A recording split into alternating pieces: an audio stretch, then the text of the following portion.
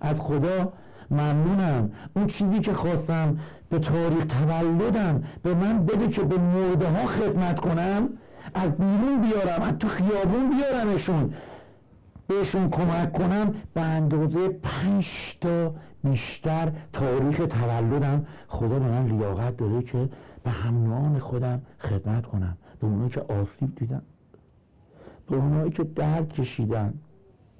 الان از خدا تشکر میکنم، دیگه هر روز میبینمش، نشانه هاشو، حضورشو احساسش میکنم، درکشو، جلوه هاشو. ما همدردای شماییم. چند روزی جلوتر از شما اینجا دعوت شدیم. ما میدونیم شما از کجا اومدین، ما میدونیم شما چه بهایی دادین.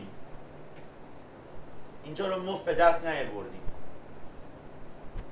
ما میدونیم شما سیلی اعتیاد خوردین، ما میدونیم شما شکستین، ما میدونیم شما خورد شدین، ما میدونیم چقدر زخم خوردین، چقدر ترور شخصیتی شدین. ما میدونیم شما مادر از دست دادین، برادر از دست دادین، همسر از دست دادین. ما میدونیم شما از کجا آمدین. قبلا نوشته بودم انتقام، نمیدونستم از کی میخوام انتقام بگیرم، همه چی رو بد میدیدم. گفتم خانه مقصرش خونه است، مقصرش پدر و مادر منو تولد کردن، مقصرش مسئولینن، مقصرش جامعه است، مقصرش خداست.